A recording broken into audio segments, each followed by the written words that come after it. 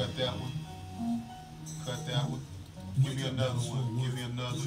Give me another one. Give me another one.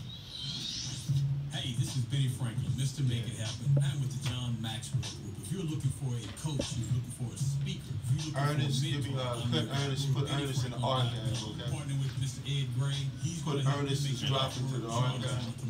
Every Saturday for I don't want them to pull that one.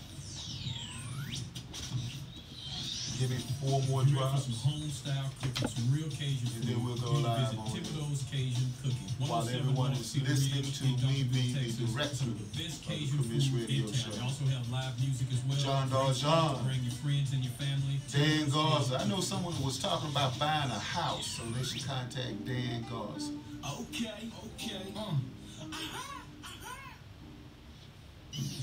What's up, beautiful peoples out there? It's your boy Maul, aka Cool Pop Watson, baby. Make sure you just wear your glasses at, man. Every Saturday. I'm sure you said give me 4, 5 more. I was already lined up for the intro. Top of the day, people. Johnny Magnificent. Okay, here we go. All right. One more after this, then we're going to intro. Okay. Get published successfully at gmail.com. So we got people that come through here and run the jobs. Of course, we charge for a small but nominal fee. I hear you. Hi, I'm Ed Bridges. Hey, those hoodies are selling for $55 in Waxahachie, man. They said you're letting yours go for $50 up here. And they are at the bar, but my dad sells those Big Al's walking down the hatch. He's got a restaurant down there now. Oh, really? He does? Yeah, so he started that one right after. Oh, I didn't show out that. Do that one. Yeah, I think what he's trying to do, I think he just bought a old historic home, and he's trying to renovate it into a wedding chapel or something. All right, we ready to go now? Showtime. Hey, what's going on, Commish? I see you, man. What it is? It's the Commish radio show. Radio show. It's the Commish radio show. Radio show. It's the Commish radio show. Radio show. It's the Commish radio show. Radio show. I see you. What's up, Commish? What's going on? Miss Polly Jam, the fashionista. Okay. And I'm Young Strip on there, man. Young Strip, nice. The Commish radio show.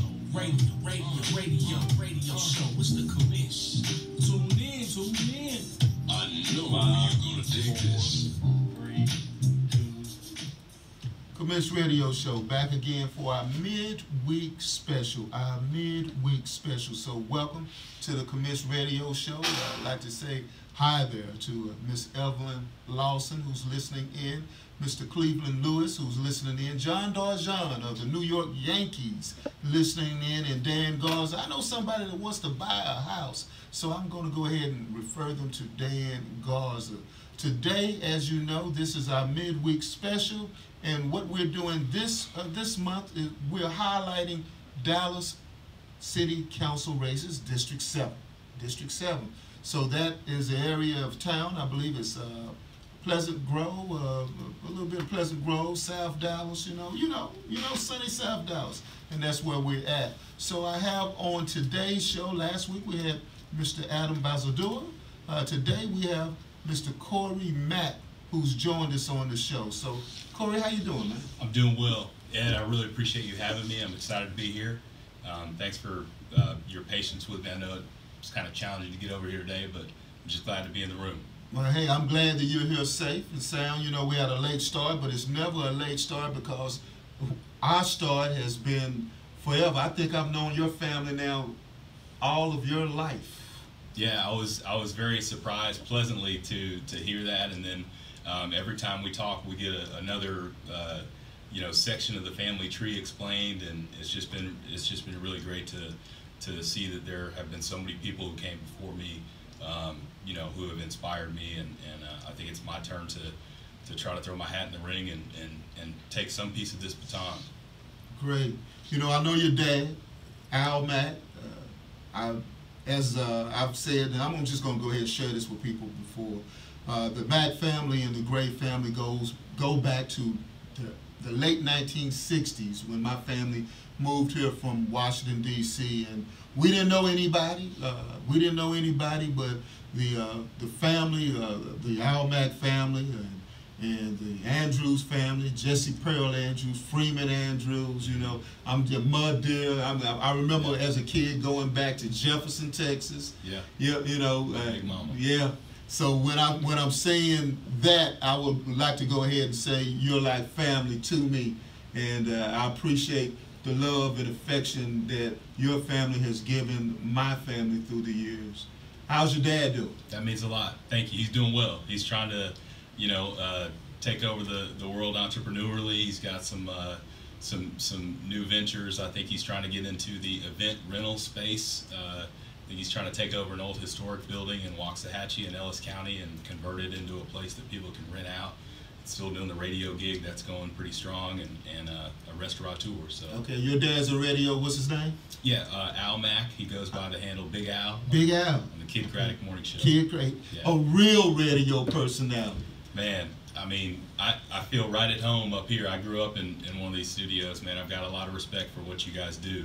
It sounds easy as you deliver it, and I guess it looks easy when you're on Facebook and on that video piece, but there's a lot of technical pieces that go into this. So they don't see Jesse behind the scenes over here, you know, putting things in place and queuing things up. And so props to everybody who makes this show happen. Well, thank you. I appreciate it. You're trying to make things happen in District 7. Tell us about yourself and what are you going to do for District 7?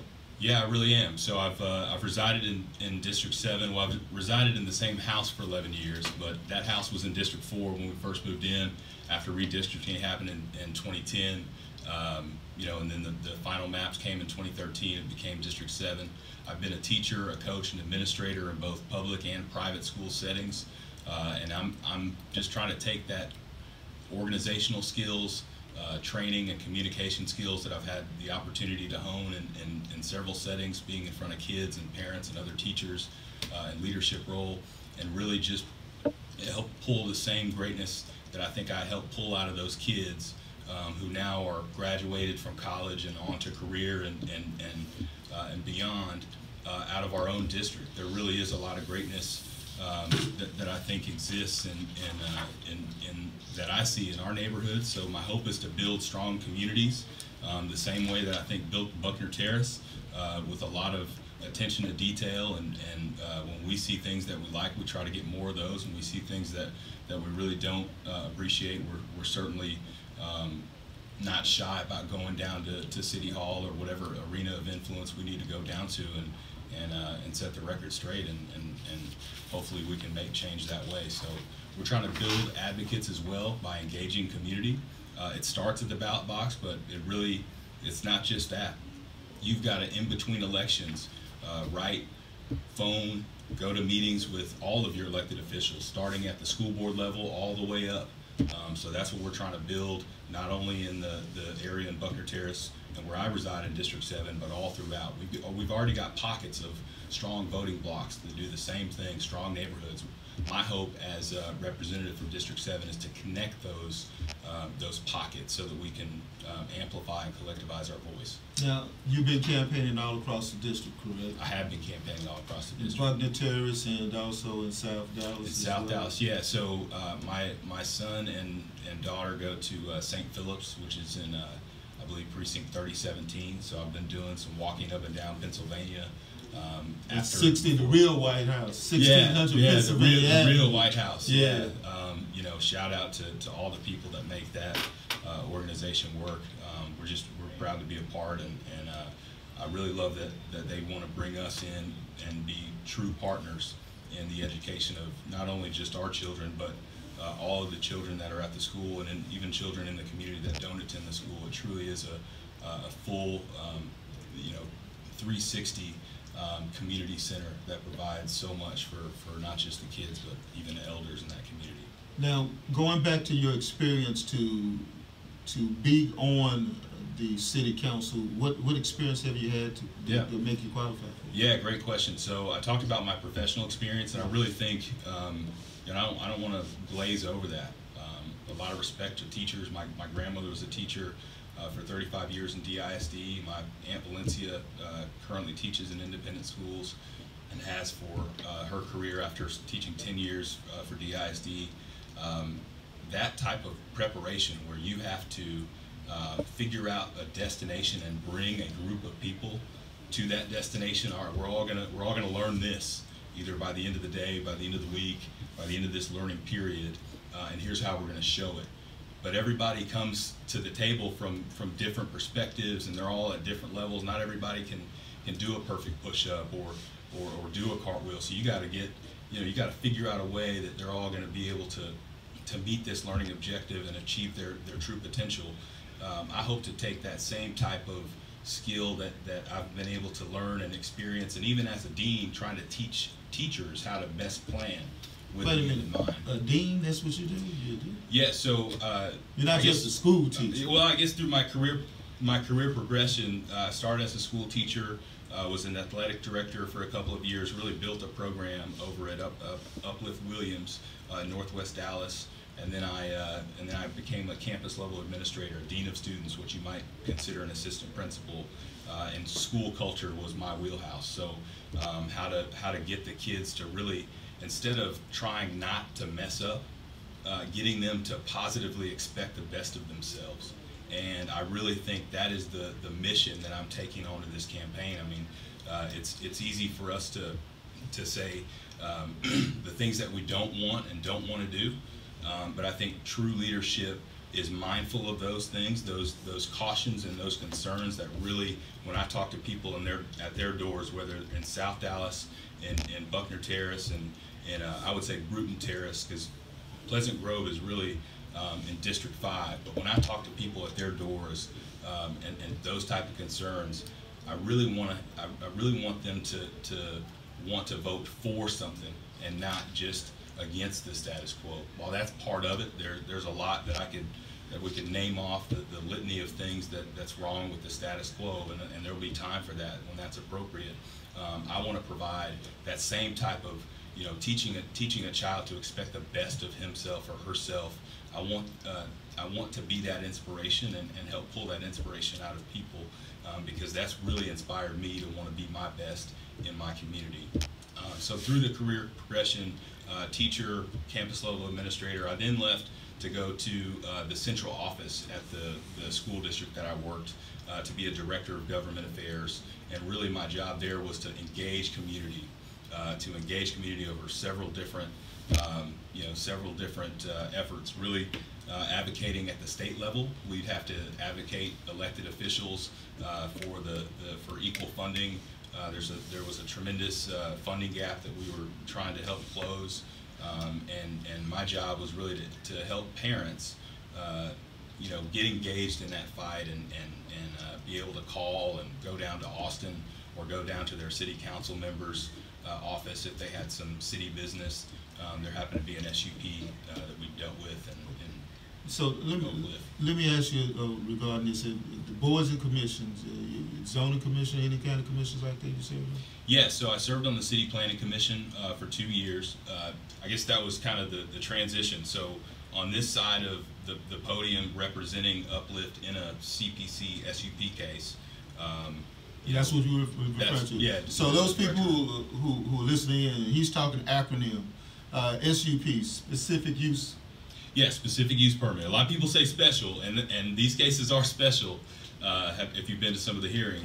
And for those listening in, I knew that because that's what I've done as well. Commish, that's the name of the show, the Commish. But what I did to get that title, I was a city planning commissioner in Grand Prairie. So he's talking SUP, so I was like, I'm vibing, I understand exactly what he's saying. But those people that are listening in, so zoning is very important to what you're talking about. So let's shift it out. I'd love to have you come back on the show again, because this is an abbreviated version of it, if you will. The question I would like to ask you is about the pension fund. How do we address that, the pension fund? It seems like we have a shortage with the firemen and police pension fund.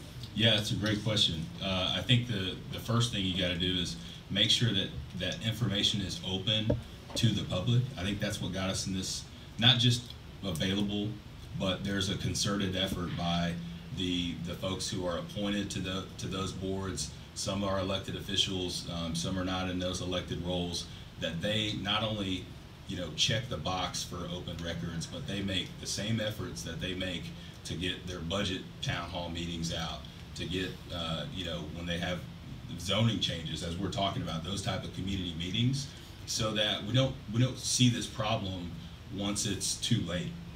So, you know, in terms of an actual fix, I'm going to have more information that's not available to me as you know, Korey, Mack, sitting to you right now to know the full extent of the problem. But I mean, the basics are pretty simple. You can't have a program that benefits and allows folks to double dip in the system, essentially, even though we may value our most tenured employees, to allow folks to gather overtime and to double that overtime benefit as part of their pension. If you don't have an investment that's going to return enough to pay people to do that, then of course people are going to start panicking, much the way they did a couple of years ago, and try to pull their money out, therefore making the fund even more insolvent. So I think overall, whatever plan that we choose to solve this problem, the fundamental issue is not, you know, whether it works or not. It's whether or not the public is engaged in what the pension fund is day to day, not when the panic comes. That's something that that engaged citizenship that I talked about, not just going to the ballot box and voting on election day, but staying engaged, going to your city council meetings, going to these pension fund meetings, even if you are not vested in the pension, even if you're not a firefighter or a police or retired. Just me as the citizen, for me to be able to know more, I've got to be engaged. I go to city council meetings, but I've never made the time, or I've never had the opportunity to go to one of those pension fund meetings. And I think that's pretty, I think I would share that experience with a lot of people in the city of Dallas, particularly in District 7. So, you know, again, the city's got to do a better job, whether it's a board, a commission, or department, on getting City Hall out to the people. And that's a classic example. Okay, we got a question from the web. Yeah. Evan Lawson says, I want to know your plan for providing low-income housing. That's a great question as well. So there's a couple of ways through zoning that I've found, you know, you can do that effectively. You can require in certain areas, you can require an overlay that would require a developer that's going to put new units to set aside a certain percentage of those units. I think that's a good plan, but you've got to have an inclusive zoning plan that's also, you know, market friendly. So, you know, if you try to incentivize low income, not just, you know, low income exclusively, you start to attract developers that specialize only in that low income, you know, category. And I don't know about every community outside of District 7, but there are a lot of communities inside District 7 that would rather see mixed income housing, which low income is a portion, and a portion that has to be advocated for and fought for. So again, when new units go up, I think it's fair to require those developers to set aside a certain portion. But I've always advocated that we are giving those developers, in many cases, density bonuses that exist in perpetuity. So what I mean by that is, if they have a certain zoning on the ground that will allow them to build, you know, 7 stories, and that might equate to 300 units that they can build. These developers will come in and they've got their formula, and they say, well, you know, we want to build something that's 10 stories tall, so we need that development bonus, that density bonus there of 3 stories. What the city currently doesn't have is, and I would be a strong advocate for, is requiring that those units, those affordable units, be in the bonus area. And what happens is the developers, they build this property, but then when they get the development bonus, those units are all market rate and up. Those are the penthouse units that they can say, well, exclusively you know, in perpetuity be outside of the affordable window. And so what I would advocate for is something that they've done. They advocated for this in Portland, Oregon, but just tying the set aside of affordable units to the actual bonus.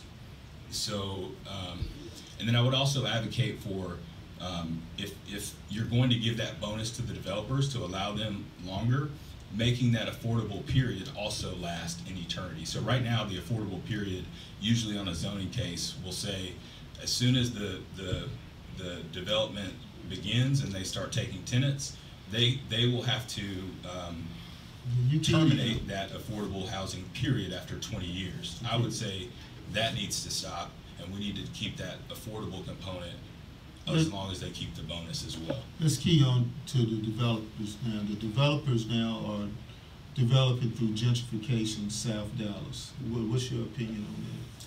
Yeah, so first, any conversation with gentrification has to start with, you know, defining some common definitions. I think that's where we've got to start. So for me, I want to make sure we're all in the same playing field. Gentrification in and of itself is not a negative concept. It brings negative effects when gentrification results in involuntary displacement, reshaping of community in ways that don't allow folks that are in the community to benefit from the development. Because far too long in District 7, gentrification has been, or the fear of it itself, not its negative effects, has been the reason that we've foregone a lot of reasonable and sustainable development. So I would draw that line there to say, absolutely, we do not want the negative effects of gentrification. But you know, if you kind of list what things come with revitalizing communities, and you list, you know, what things come along with gentrification, you know, irrespective of whether they're negative or positive, you're going to get a lot of the same things. And so my argument is that it's not whether or not we develop, it's how we push on that revitalization lever in a way that's smart, in a way that's responsible, and in a way that doesn't result in the involuntary displacement of longtime residents in any community. I mean, South Dallas is a classic example of the potential for those negative effects to get even larger, because they're already present and on the ground. I will state that. Now they're because it's so close to downtown, there are a lot of you know, vacant lots that are getting bought by developers. Some of them local, some are not local, and obviously they are hungry to raise the price of that land so that they can profit the most off of their developments. Okay, we have two short questions. We're running into almost the end of the hour, so give you well, two short questions. This next question is on the Citizens Police Review Board. Mm-hmm. Are you in favor of a strengthened Citizens Police Review Board? I am in favor of a strengthened Citizens Police Review Board. And for those people who are listening now, the Citizens Police Review Board that we have now does not have subpoena power. But I'm in review. I'm in support, probably in strengthening it in a little bit different ways than what's being proposed. I don't think the Citizens Review the Citizens Police Review Board, I'm just going to call it the board for now, because that's a mouthful for this discussion. But the subpoena power, I think I'm on the fence on whether or not that would be justified. But I think they exist and should exist as a court of last resort, so to speak, for the citizen. And the proposal as it stands, I think would make them less of an appeal type court of last resort, and really make them the first court of hearing. And that I think that would be an unintended consequence of what's being proposed, or maybe I just don't understand the proposal. I do believe one of the things that I heard at the meeting that I really liked was their proposal to bring in transparency and citizen oversight the minute a complaint starts with IAD. So, and another thing that I really liked that the chair said that he was able to get in his tenure there was he and the chief have formalized the complaint process. Apparently, all you were able to do, you know, if you had a complaint about an incident with an officer, you would go in and be handed a blank sheet of paper and asked to kind of describe it. No form, you know, no date, no, you know, there really wasn't a process. So I'm very much in favor of the things that they are doing. The things that also I'm a little fearful about is the preponderance of evidence standard versus the you know, beyond a reasonable doubt standard, and how evidence would be presented if they take on this first court of appeal or first court of hearing a case. All right, so this is the last question we have, and again, we've had a very abbreviated version. If you could come back, I would love to have you come back. So as we get ready to close out, we have 2 more minutes before we close out. Why should we elect you to be city councilman? Great question. So I think you should elect me because I have had the experience, and I'm excited about bringing District 7 forward into the future. I think we can do it together, and I'm the only candidate in this race that can build the type of consensus necessary for us to really advocate for the next step in the future. I'm also the only candidate that really understands what it's like to raise a family and advocate from his community forward out. I mean, I was reluctant to take on this role as homeowners chair 4 years ago because I really had a lot of respect for what Darlene Reynolds had done, and I honestly didn't think I could fill her shoes. You know, and I hope I've done a decent job.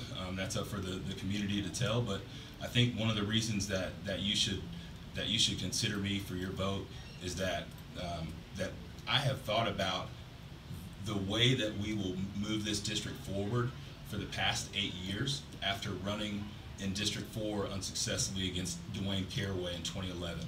I've thought about the ways in which communities best advocate for change, and not only at the city level, at the county level. There's a lot of community building and community strengthening that I have the firsthand experience. And when is election day? Election day is May 4th. May 4th? I believe early voting will start April 21st. Okay. We'll have you back on the show before that time frame. I'd love to. All Thank right. you so much. All right. I And for appreciate your those time. who, thank you. And for those that are listening in, you've been listening to the Commish Radio Show midweek special. This Saturday, we will continue, there we go. We will continue our show with our Dallas mayoral candidate, Mr. Albert Black, and our Fort Worth mayoral candidate, Ms. Deborah Peoples. So we will have Dallas and Fort Worth in the house running for mayor of their respective cities. All right, Commish Radio Show, we will be right back, and right back is next Saturday. We'll see you guys then. All right, Jesse. If you're ready for some home-style cooking, some real Cajun food, you need to visit Thibodeau's Cajun Cooking, 107 North Give me Cedar 3 Ridge drops. in Duncanville, Texas. And Some then of we're the gonna best close Cajun the food in Facebook town. We also have Live live feed. music as well. Great spot to Follow bring us your on friends and YouTube. family. Thibodeau's Cajun Ed Cooking. Gray the Commish, and on Twitter. Top of the day, people. Johnny Magnificent Mack here with GPS. Get published successfully. You can reach me at getpublishedsuccessfully@gmail.com. And when I'm looking to get all the newest information